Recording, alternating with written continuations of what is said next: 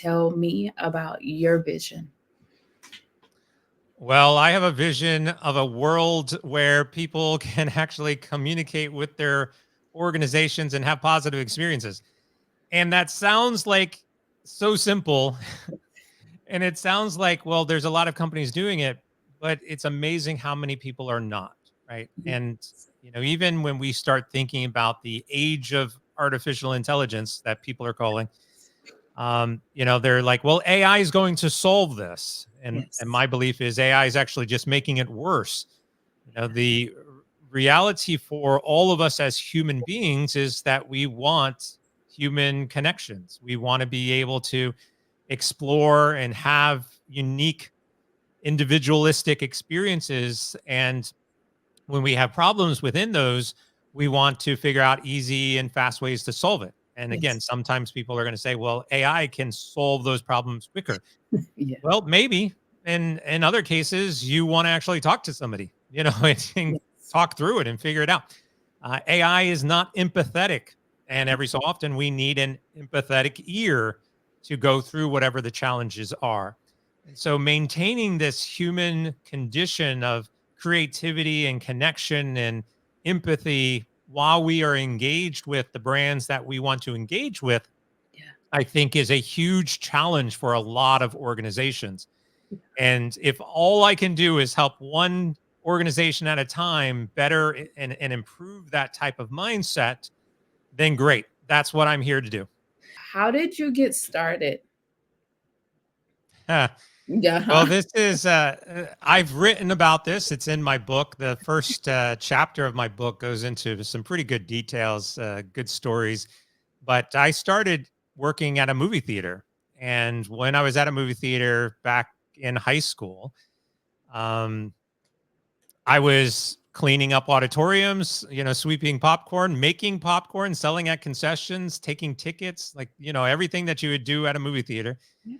And I was told, part of our training was the customer is always right, and Mhm. we've all heard that concept before. And some other things that were really deeply ingrained with me.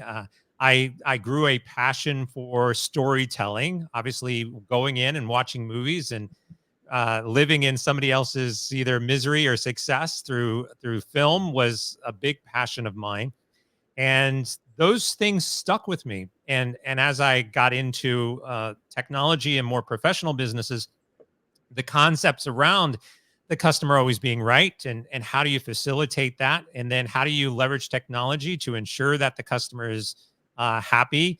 How could you potentially predict what the customer is asking for before they even ask you for it, which is another thing that we've often talked about in like hospitality. And the Ritz Carlton was big on this concept of, figure out what they want before they ask for it, right? And then be able to deliver.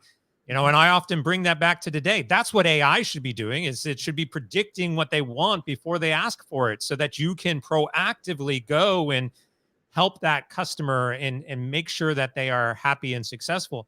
Like, don't hand them off and expect the AI to fully do it for you. That's a disconnect, right? Get the intelligence. That's part of this. And so, yeah, movie going and storytelling and and customer experiences were all rooted right from my very first job. And as I progressed, I started to see a strong need for Yeah. better understanding the experiences of consumers and how technology can benefit that.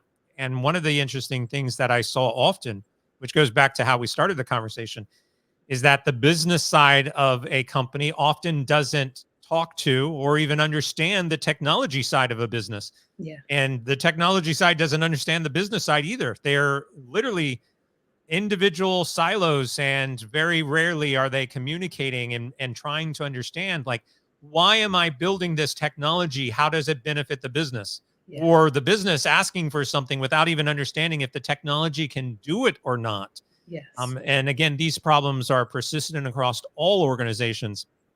And so I began to act more or less as a interpreter, Yeah. right? So interpreting the business and technology requirements and visions and needs and be able to bring those sides together to build solid products and experiences and technologies meant for consumers.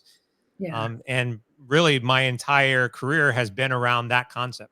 Thank you for being here today. I'm really happy that you tuned in to Vision Pros Live. I'm looking forward to seeing your reactions as these episodes continue to move forward. This is going to get more and more fun. We'll have more and more engagement as well. We'll invite people to participate in the show. And thank you for giving us your time and attention. Have an excellent time building out your vision and becoming a Vision Pro yourself.